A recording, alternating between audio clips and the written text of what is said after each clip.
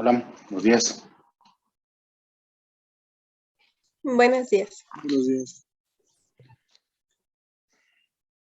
¿Listos para seguirle? Sí, profe. Sí. Muy bien.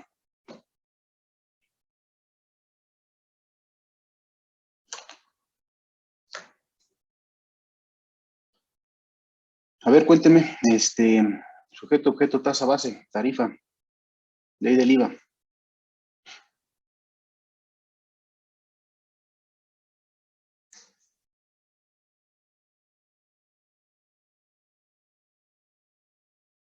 Les digo que el Zoom falla. Ah, ya estás, Mauricio, perfecto. Ahorita vamos, Jacqueline. Ok.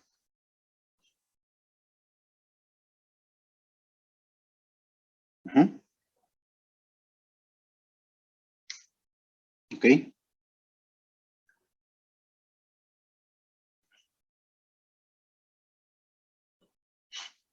Ujú. Ujú.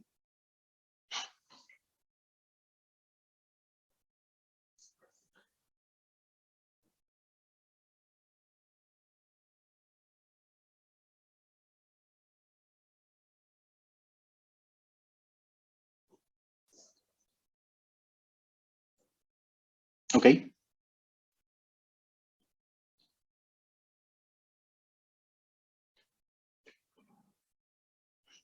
Ujú.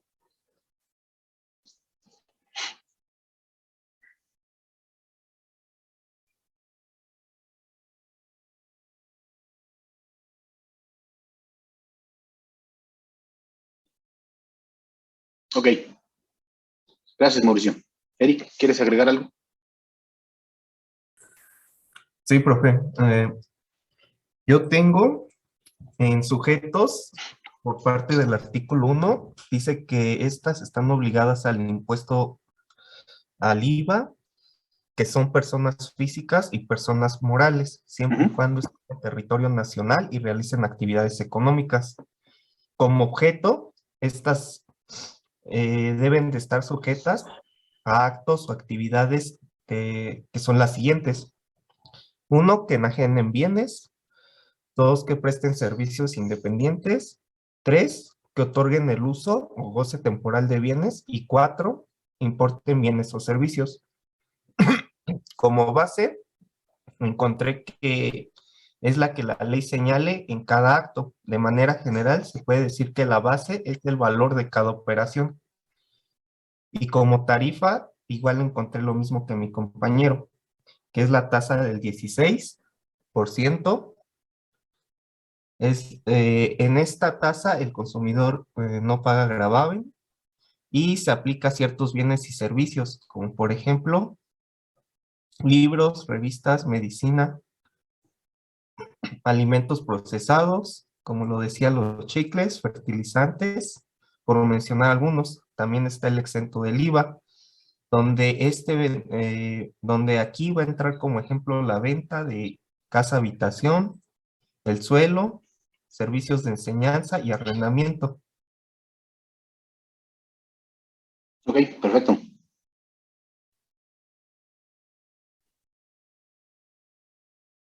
Luis, ¿ya no? Es prácticamente lo mismo que Ok. comentaron mis compañeros. Ok, perfecto, gracias. Jorge, ¿quieres agregar algo? Sí, profesor. Bueno, encontré todo lo que mencionó mi compañero Eric, pero yo agregaría la época de pago, que es la fecha en la que se cumple la contribución. Y bueno, de acuerdo al artículo 5D, dice que el impuesto se va a calcular por cada mes de calendario, salvo en los casos que señale el artículo 5F y el 33 de esta ley. Y bueno, efectuarán el pago del impuesto mediante una declaración y se va a presentar ante las oficinas autorizadas a más tardar el día 17 del mes siguiente al que corresponde el pago. Ok, Y eso sería perfecto. todo. Ujú. ¿Es pago provisional el IVA? Jorge, No, No, es pago No es pago definitivo. es definitivo. definitivo. pago definitivo, no hacemos cálculo anual, son mensuales, se corta por mes,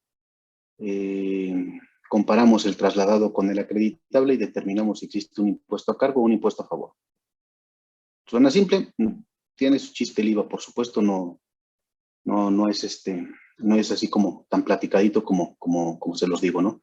Bien, entonces, si en algún momento un impuesto no contiene estos 4 o 5 elementos, inclusive, como bien comentaba o agregó Jorge al final, el tema de época de pago, pues entonces el impuesto carece de alguno de los elementos indispensables. Y en ese momento podríamos irnos a pelear pues, contra la inconstitucionalidad de alguno de estos impuestos, ¿no? Es básico e indispensable que en la ley estén incluidos estos 5 elementos. Si alguno de estos 5 elementos no están en la ley, están en otro lado, puede ser reglamento, puede ser resolución miscelánea, el impuesto propiamente carece de validez y podríamos estarnos peleando. ¿Queda claro eso, verdad? En la ley tienen que estar estas 5 cosas a fuerza, en la ley, no puede estar en otro lado. ¿Estamos? Sale. ¿Alguien me recuerda cuál es el método de interpretación que establece la ley, Código Fiscal de la Federación?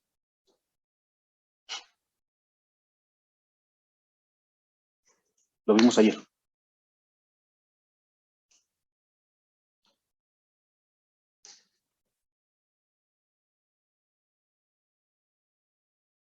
Ya se les olvidó.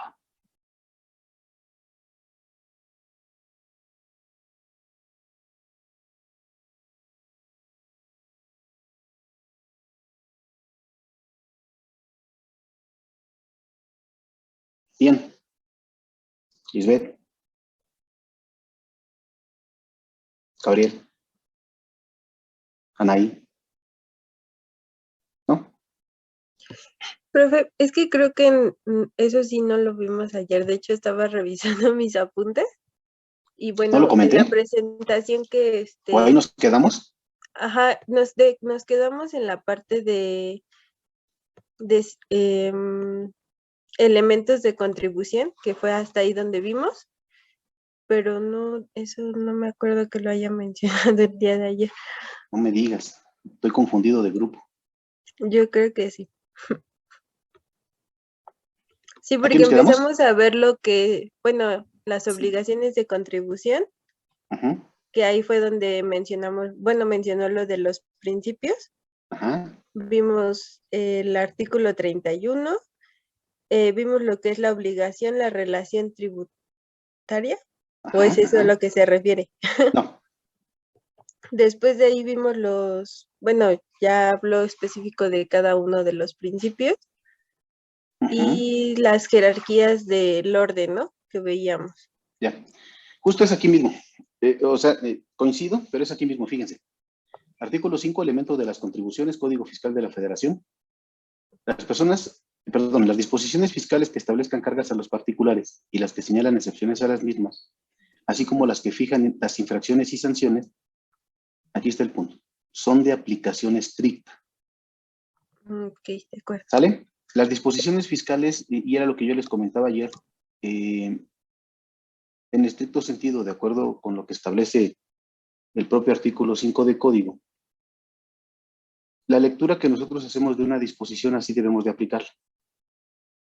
Pase lo que pase, de lo que dé. Pero hay muchísimas formas de interpretación de las disposiciones. Entonces, en estricto sentido, el propio Código Fiscal establece que estas normas son de aplicación estricta. Es decir, insisto, lo que leemos es lo que deberíamos de aplicar. Pero existen muchísimas formas de interpretar la ley, ¿no? Otras formas o otras disposiciones fiscales se interpretan aplicando cualquier método de interpretación jurídica. A falta de norma fiscal expresa, se aplicarán supletoriamente las disposiciones del derecho federal común cuando su aplicación no sea contraria a la naturaleza propia del derecho fiscal. ¿Quién me explica este párrafito, este cachito?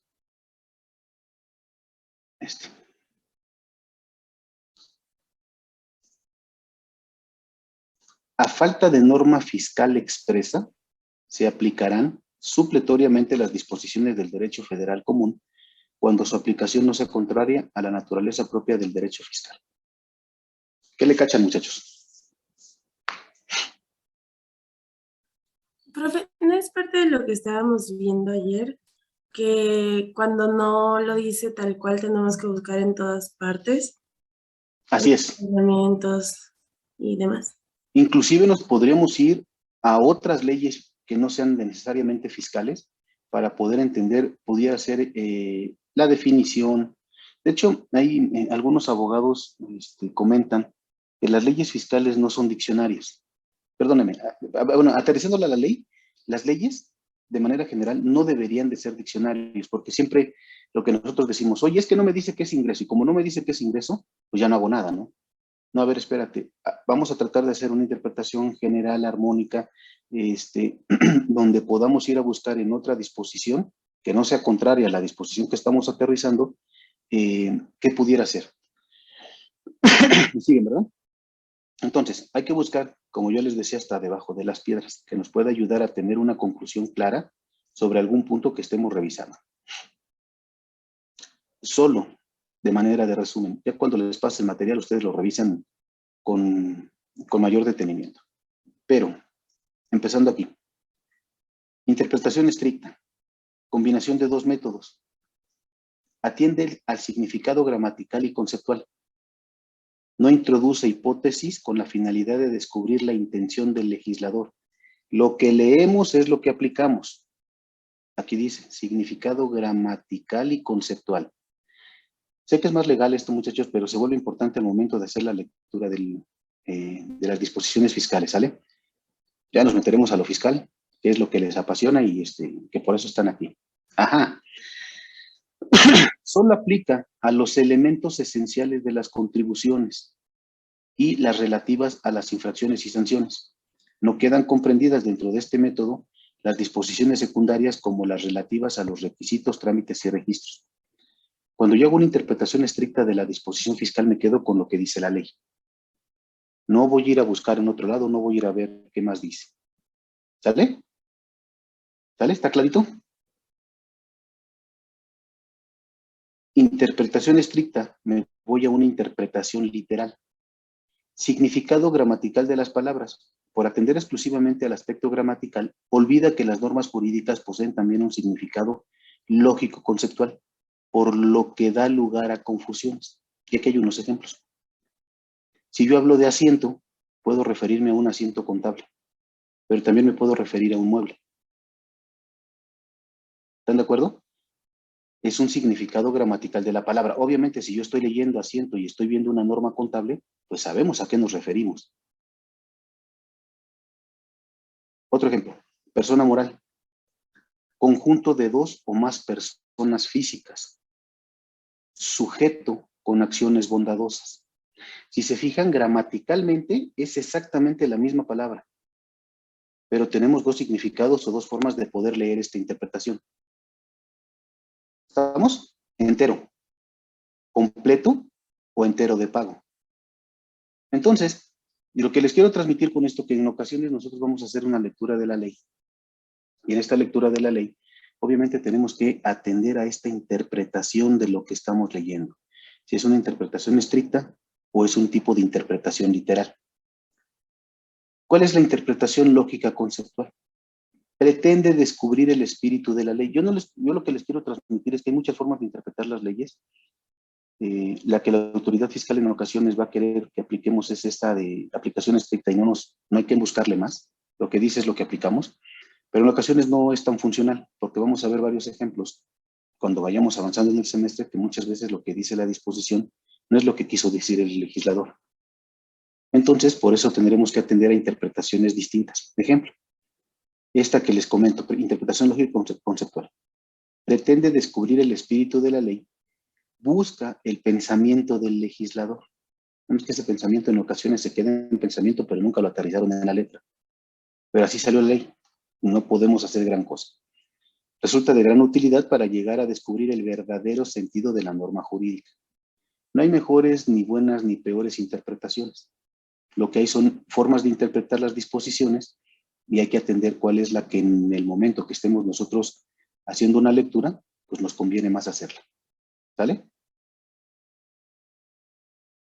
Dentro de las interpretaciones legales, bueno, es un poco similar a lo que acabamos de ver. Está la literal, lógico, conceptual, y esta adicional que es la analógica. ¿Qué es esto?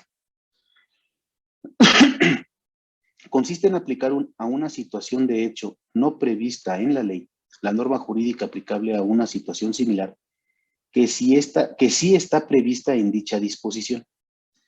Método de utilización delicado y subjetiva, ya que su utilización depende del criterio de quien vaya a aplicar la ley, es decir, del juez. Si nosotros tenemos un problema, un tema legal, el abogado nos dice que la mejor forma de poder defender es a través de una interpretación literal, una interpretación lógica conceptual o una interpretación analógica, es porque él ya analizó cómo ha juzgado el juez donde va a defender el tema. Porque justo el problema está aquí.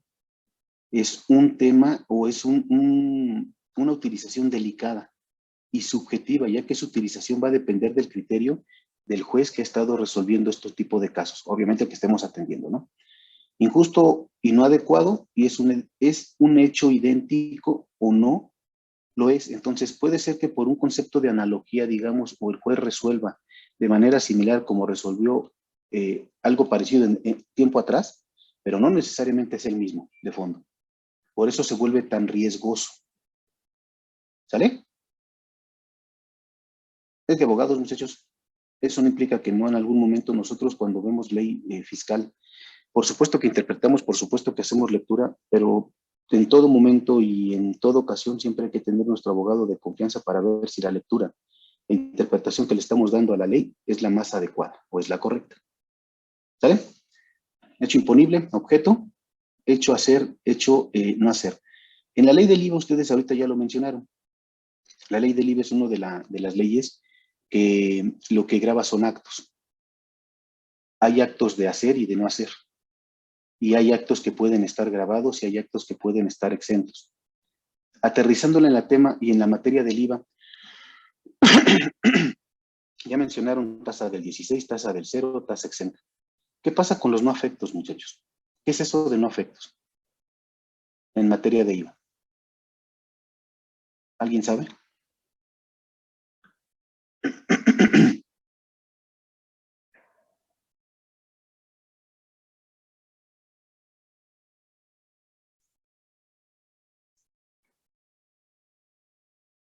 ¿Qué es un no afecto?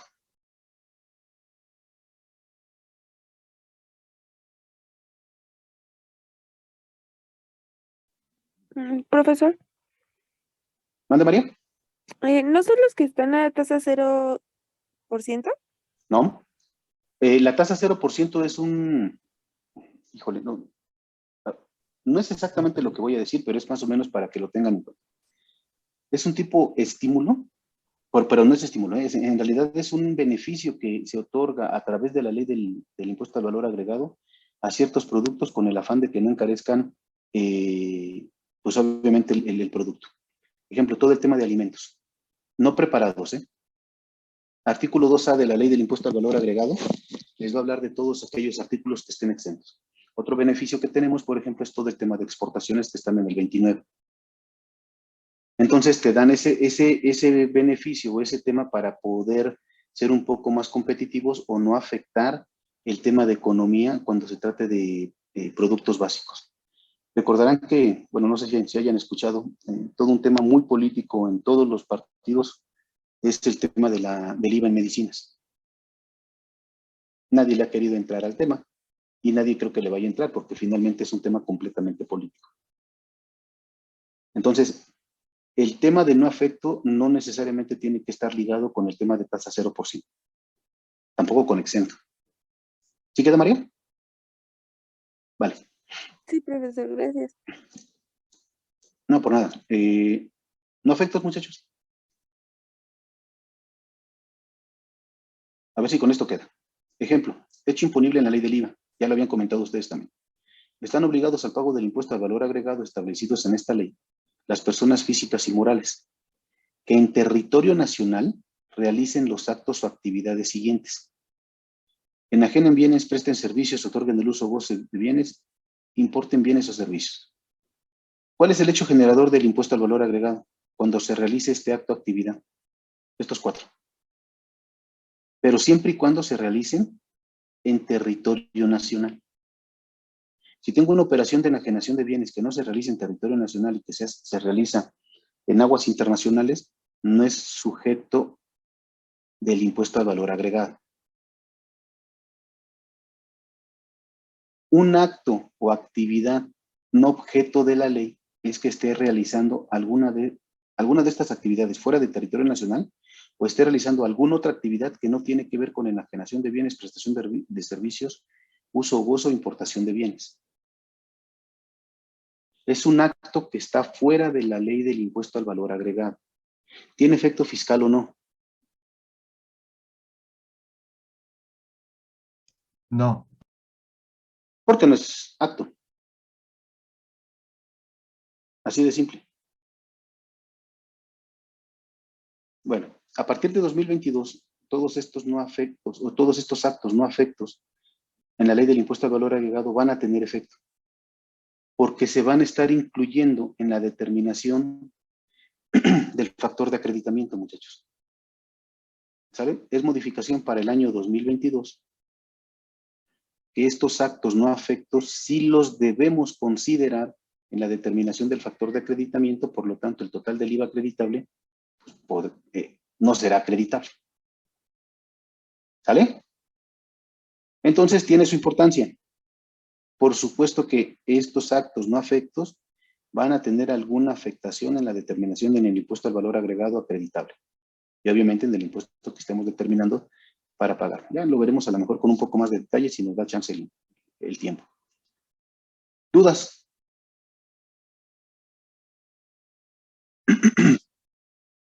¿Dudas? ¿Ninguna? ¿Clarísimo? ¿Tan súper bien explico?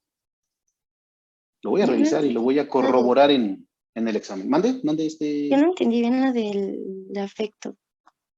¿No entendiste nada del afecto? No, la verdad no Ok. lo entendí bien. Ok. Los actos no afectos son aquellos que no están estipulados en la propia ley.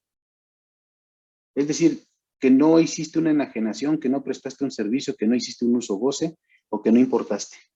¿A alguien se le ocurre algún ejemplo?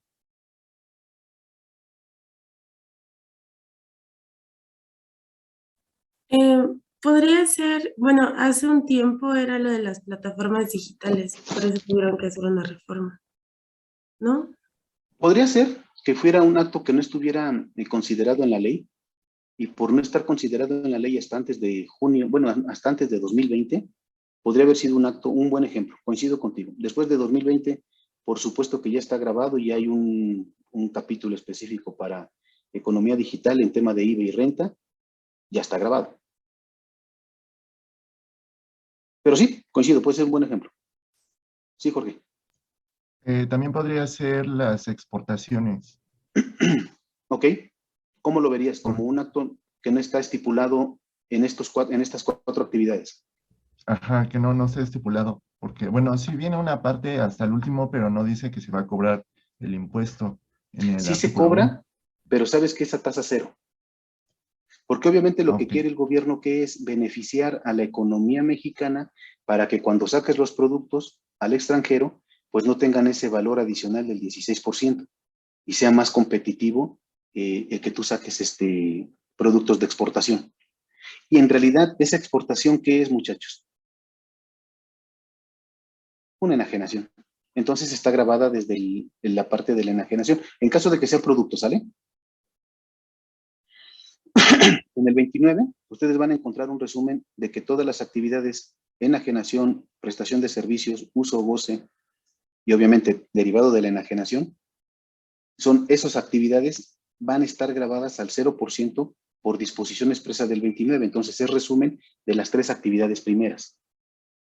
Por eso ya no se pone que la exportación sea un acto de actividad para la ley del IVA, pero por supuesto que está contemplada. ¿Vale?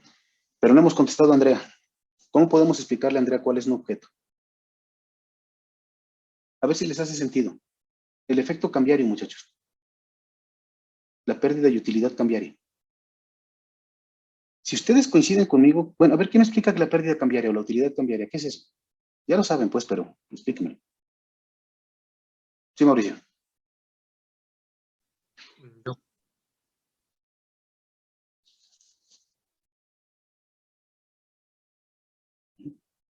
Ujú, ujú.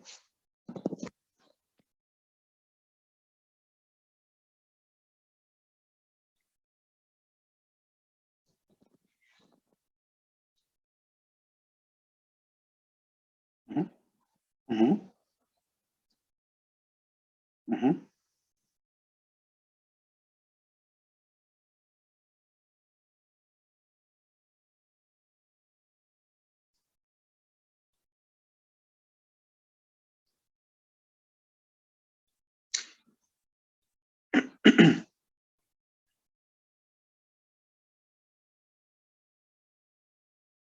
Exacto.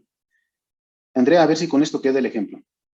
El efecto cambiario que deriva de las compras o ventas, de las cuentas por cobrar o por pagar que tú tengas en tu estado financiero, tú tienes que revaluarlas mes con mes. Pero esa revaluación, la verdad es que en ocasiones es aire, porque no estás monetizando ese tipo de cambio. Entonces, pero si tienes que incrementar tu cuenta por cobrar o tu cuenta por pagar, porque que las tengas obviamente expresadas en dólares, porque forzosamente tú tienes que estar reconociendo por NIF e inclusive por ley del impuesto al valor, bueno, en este caso IVA, o renta, o por lo que establece el Código Fiscal de la Federación, tú tienes que revaluar tu moneda al tipo de cambio del día de cierre. Si lo ves del lado contable, las NIF lo dicen; si lo ves del lado fiscal, las propias disposiciones fiscales lo dicen. Pero coincides conmigo que el valor de la cuenta por cobrar y de la cuenta por pagar en dólares sigue siendo la misma. Nada más que el valor de revaluación, porque el tipo de cambio es volátil, pues va cambiando. Entonces, esos valores adicionales de utilidad y pérdida son actos no afectos al impuesto al valor agregado, porque yo no vendí, no presté servicios, no arrendé y no importé. Es algo adicional que no está fuera de la propia disposición de la ley. ¿Queda con este ejemplo? Sí, profesor, ya entendí. Ok, Gracias. perfecto. Muchos temas en IVA, el IVA puede ser de repente, podríamos considerar que es facilón, no necesariamente, hay muchos temas en IVA que hay que cuidar. Entonces, si hubiera un chancecillo, vamos a ver cuando veamos tema pagos al extranjero, vamos a ver una cosa que se llama IVA virtual. Ya se los contaré, si alguien lo sabe ya no lo platicará, pero si no lo vamos a ir platicando, o lo vamos a ir revisando. Dudas de la presentación. Queda claro el tema de la jerarquía, queda claro dónde tenemos que buscar y tenemos que buscar, insisto, hasta debajo de las piedras. Hay que buscar en la propia ley qué es lo que dice, cuáles son los vínculos que me manda el reglamento. Si nuestra ley que estamos leyendo trae afortunadamente correlación con resolución miscelánea, está todo dar. Pero si no está con correlación con miscelánea, pues hay que buscar cuál es la correlación de la miscelánea que esté hablando del mismo tema. Ayer les encargaba, no sé si buscaron en la página del SAT, dónde está el apartado de preguntas frecuentes. ¿Sí, Jorge? ¿Lo viste? Sí, profesor.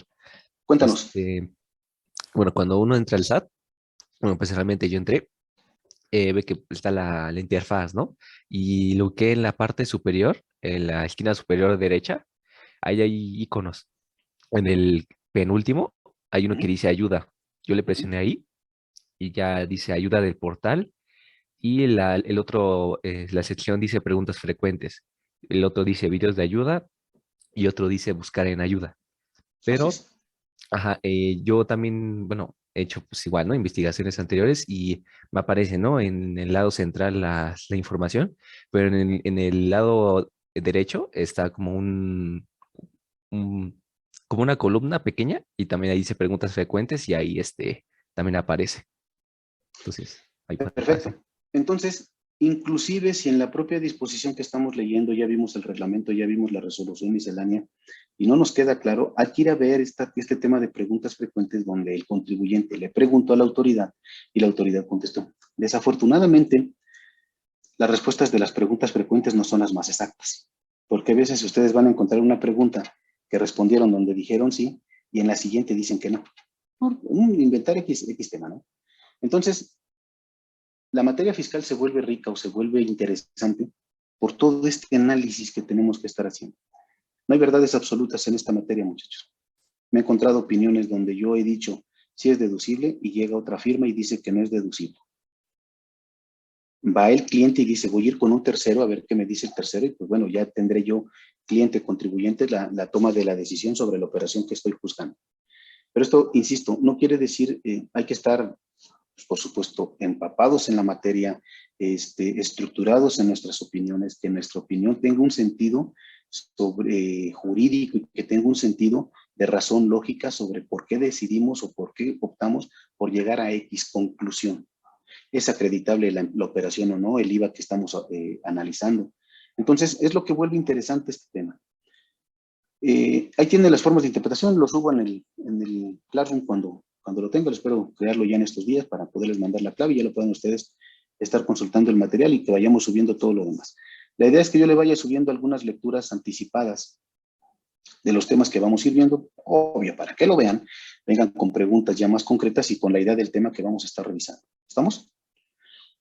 Es lo que les toca de su lado, yo explico el tema de mi lado y obviamente si ustedes van haciendo estas lecturas, pues nos va a ayudar muchísimo para que las dudas vayan siendo un poco más precisas y claras. Hasta aquí, ¿vamos bien? Primer tema del parcial. Dividendos, muchachos. Cuéntenme qué es, para qué sirve, con qué se come. ¿Se paga impuesto por los dividendos? ¿No se paga impuesto por los dividendos? ¿Quién los distribuye? ¿Para qué son?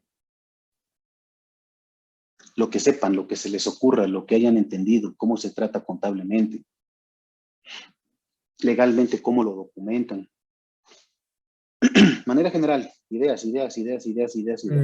Los dividendos es lo que se obtiene el socio de alguna empresa normalmente al final del periodo fiscal, bueno, al final del año, perdón, y se tienen que hacer lo que es el CUFIN y no recuerdo si también es lo de la CUCA, pero básicamente es como se graba, es como se determina el impuesto, se tiene que piramidar y después de esa manera, en teoría, ya no el accionista, el miembro de la sociedad no tendría que pagar impuestos porque ya pagó impuestos la persona moral. Ok, perfecto, Jorge. Buen resumen. ¿Alguien más? Voy a traerme la ruleta de la muerte para quien salga en la ruleta, preguntamos. ¿Alguien más? Yo nada más quisiera Sí. complementar un poquito lo que dijo mi compañero. Bueno, es que creo que no precisamente se reparten dividendos a final del ejercicio fiscal, sino también me parece que pueden ser en junio. Para redondearlo, en cualquier momento pueden repartir dividendos, en cualquier parte del año. Pero hay que tener en cuenta el tema si tenemos o no CUFIN, que creo que es el punto de Jorge. Síguele. Sí, porque bueno, puede ser proveniente de la CUFIN, de reparto de dividendos. Y sí, creo que me parece, ahí sí se le hace alguna retención de ICR a esos dividendos. Ok. Profesor. Sí.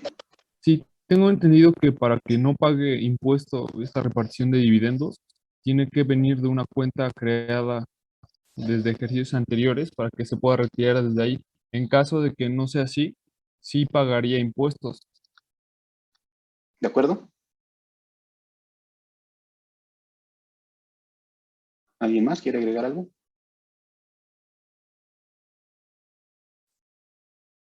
¿Con lo dicho es suficiente?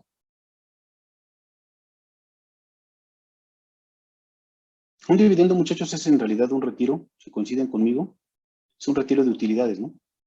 Es el reparto de las utilidades que se hace a los accionistas en proporción en la participación que tengan en la sociedad. La sociedad opera, genera, nos dedicamos, ustedes ponen el ejemplo, a vender chicles. Alguien podría decir que no es negocio y es un super mega negocio. Vender chicles, y de vender chicles yo vendí 100 millones y de esos 100 millones yo gasté, para que me salga rápido la cuenta, obviamente, 80, pues tengo una utilidad de 20 millones, ¿no? Sobre estos 20 millones, los accionistas decidirán si pueden retirar esos 20 millones o los dejan reinvertidos dentro de la sociedad. Si los retiran, se llama dividendo. Si los dejan, se llaman utilidades acumuladas. ¿Están de acuerdo? Entonces, pues dependerá qué es lo que decidan los accionistas. Pero los dividendos son aquellas utilidades que los accionistas deciden repartirse. Así, así suena de simple. Y obviamente representa, insisto, podrás retirar el total de las utilidades o podrás no retirar el total. Pero esa es una decisión de los accionistas. La empresa emisora de las acciones es la que está produciendo el dinero o la que está generando las utilidades. Sobre esas utilidades generadas, los accionistas decidirán cuánto se llevan a casa. Habrá que verificar si esas utilidades ya pagaron impuesto en México. Si ya pagaron impuesto en México es porque tienen una cuenta de COFIN. Lo vamos a ver más detalle con la presentación, pero se la estoy platicando así de manera general.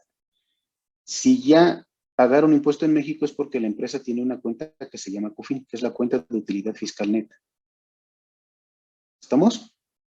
Y si tiene saldo de COFIN y el pago del dividendo es igual o menor al saldo de COFIN, ya las personas físicas o morales a las cuales les estamos pagando el dividendo ya no pagan impuesto nuevamente, porque esas utilidades ya pagaron impuesto.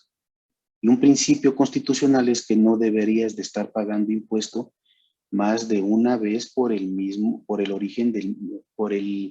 ingreso que te generó, la utilidad que ya te generó el pago de un impuesto. Pero sí pasa. Si ustedes van a comprar gasolina a su carro, le ponen gasolina, ustedes van a ver ahí en el ticket que viene un tema de IVA y sobre ese IVA se paga IEPS. Entonces, sí pasa. Pero bueno, regresándome al tema específicamente de impuestos sobre la renta, el artículo 9 de la ley del impuesto sobre la renta nos va a decir cómo determinar el impuesto. Y ahí nos dice que son ingresos acumulables menos deducciones autorizadas menos una cosa que se llama PTU, que somos de los pocos países que tenemos esa cosa. Ese diferencial de estos tres se llama utilidad fiscal. Esa utilidad fiscal le puedo restar las pérdidas fiscales de ejercicios anteriores y determinar un resultado fiscal. Esto que les estoy platicando es el resumen así sencillo y rápido del artículo 9 de la ley del impuesto sobre la renta. ¿Sale? Si tengo un resultado fiscal, le aplico la tasa del 30%, determino el ISR que va a pagar la empresa. Ese ISR se lo pago al SAT, restándole los pagos provisionales que yo ya fui anticipándole durante todo el año. Me van siguiendo, ¿verdad? Saben de lo que les saco, no hay pierde, eso ya lo super revisaron ustedes y lo tienen como tatuado. ¿Sale? Vale. Vayan revisando, por favor, el artículo 77 de la ley del impuesto sobre la renta. Vamos a ver en este primer parcial el 77, el 78. Primero vamos al 77. Vamos a revisar el artículo 10 de la ley del impuesto sobre la renta y el 9. En este primer tema. ¿Sale? ¿Sí? ¿Alguna duda? Sí, profe. ¿Comentario? ¿Es el artículo 77? 77, por favor. Ok.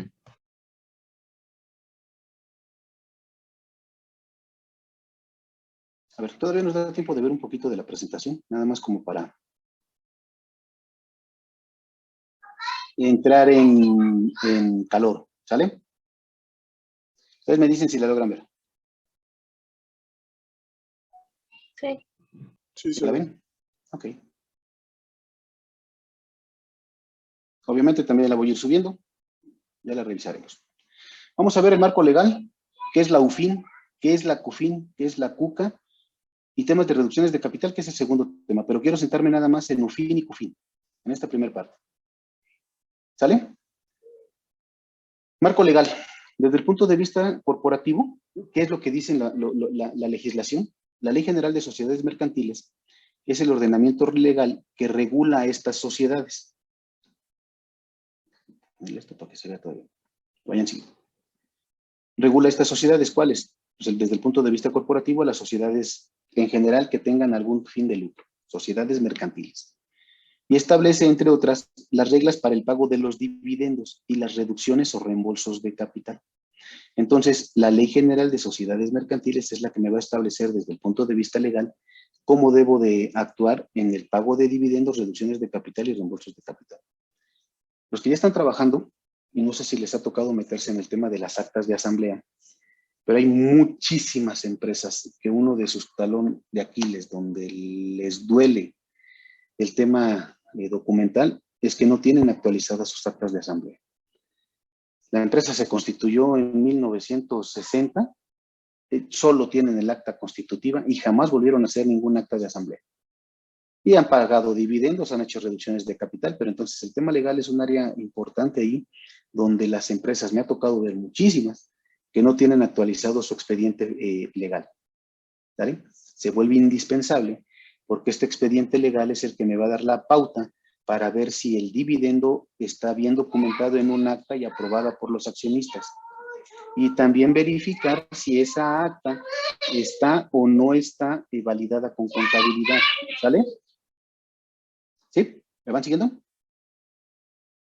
Las actas, muchachos, es la parte relevante, importante de cualquier efecto de pago de dividendos y de cualquier reembolso de capital, cualquiera. ¿Estamos? ¿Alguien le ha tocado ver actas de asamblea, muchachos? Cuéntenme.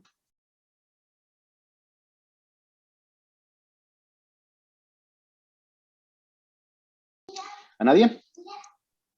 Pues a mí me ha tocado que más bien se piden las actas de asamblea para estos eventos y no ya las tienen. A veces no están, ¿verdad, Cristina? Sí, no, Entonces, generalmente. ¿cómo podemos saber que se trató de un pago de dividendos si documentalmente los accionistas no hay un documento específico donde diga que realmente aprobaron ese reparto de dividendos? Por eso se vuelve tan indispensable e importante las actas de asamblea, muchachos. Nosotros como contadores, lo acaba de decir perfectamente Cristina, nosotros pedimos la información. Si la información no está, hay que levantar la mano y decir, oye, no están las actas del pago de dividendos de reducción de capital, porque entonces la autoridad podrá tipificarlo como otra cosa, nada que ver con dividendos. Podrá decir que es un préstamo, podrá decir que sí es un dividendo, pero una cosa ahí rara que está en el artículo 11 también de la ley del impuesto de la renta, un concepto que se llama dividendo ficto. Entonces, podremos darle un tratamiento completamente distinto. Justo lo que necesitamos es tener ordenada la casa. Si hubo un pago de dividendos, ¿dónde está el acta? ¿Dónde está su declaración anual y dónde está el tema de cómo está constituida la cuenta de CUFIN? ¿Vamos? Bueno, a ver. Reparto de utilidades. En el reparto de las ganancias o pérdidas se observarán, salvo pacto en contrario, las siguientes reglas. La distribución de las ganancias o pérdidas entre los socios capitalistas se hará proporcionalmente a sus aportaciones. Si tenemos 3 accionistas y esos 3 accionistas aportaron al capital de la sociedad el 20 y el otro el 60, pues en esa participación tendrán que disfrutar de sus utilidades. ¿Están de acuerdo? Los accionistas van a participar de las utilidades y de las pérdidas en la proporción en que hayan participado en el capital o en la aportación o constitución de la empresa. ¿Estamos? Hay un tema que se llama socio industrial. No aporta capital, muchachos. ¿Lo han escuchado? No sé si lo han escuchado, ahorita vemos. Socio industrial corresponderá la mitad de las ganancias y si fueren varios, esa mitad se dividirá entre ellos por igual.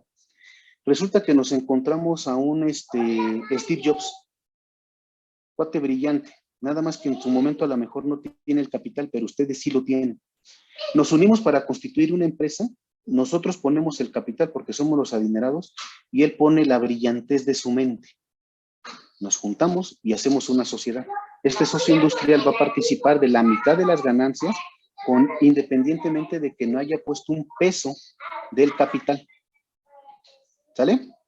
Y otro punto importante. El socio o socios industriales no reportarán pérdidas. Establecido en la Ley General de Sociedades Mercantiles en el artículo 16. Ahí ustedes le van echando un ojo a la Ley General de Sociedades Mercantiles para que sea complemento a la parte fiscal. ¿Saben? ¿Alguien había escuchado el tema de socios industriales? Seguro sí.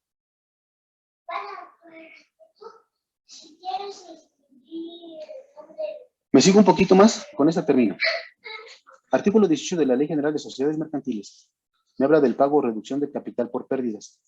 Si hubiere pérdida de capital social, es decir, que el capital social se haya perdido porque la empresa ha generado más pérdidas y esas pérdidas ya se comieron al capital social, este deberá ser integrado o reducido antes de hacerse la repartición o asignación de utilidades. Me ha pasado muchísimo, muchachos, que hay reparto de dividendos y jamás voltean a ver que las utilidades acumuladas de la empresa son mayores a las, las pérdidas acumuladas de la empresa son mayores a las utilidades e inclusive son mayores al valor del capital social. Es decir, el capital contable es negativo y aún así sacan o determinan pago de dividendos. En principio, la Ley General de Sociedades Mercantiles lo prohíbe. Me ha pasado un montón de veces y lo he visto muchísimas veces.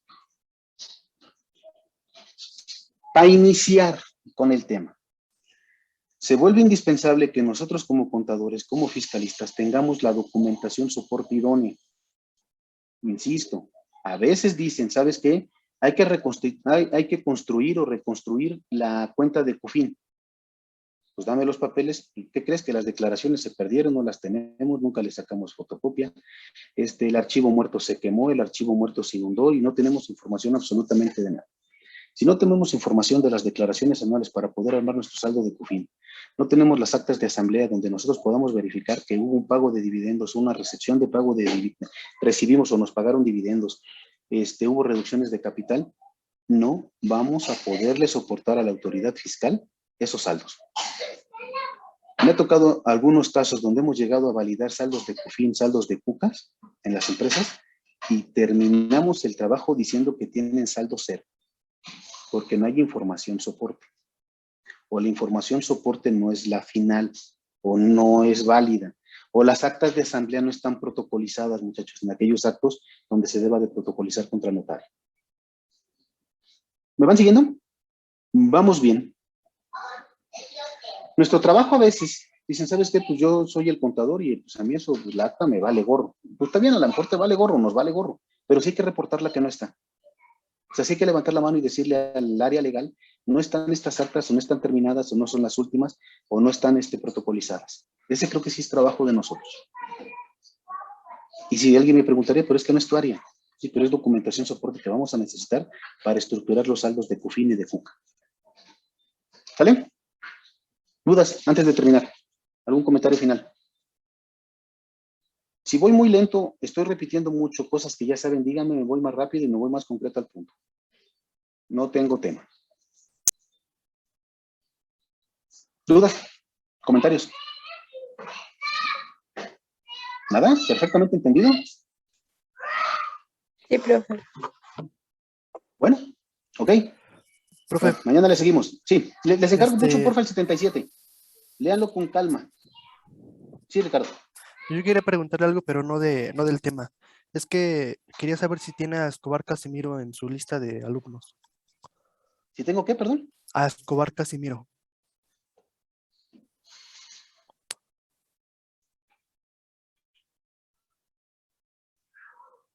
No. Ok, gracias. ¿Por alguna razón? Pues me preguntó más por que si no saber. estaba en este grupo. Ajá, anda Ok. perdido. No saben qué grupo está. Híjole, Ajá. bueno. Pues sí, está perdido. Bueno, ojalá que encuentre la luz en el camino. ¿Sale? Gracias. Cuídense, muchachos. Nos vemos mañana. Mañana le seguimos. Gracias. 77, no se les olvide, porfa. Gracias, mañana. Necesito que lo lean con conciencia. ¿Sale? Nos vemos mañana. Cuídense. Buen día. Hasta mañana, profe.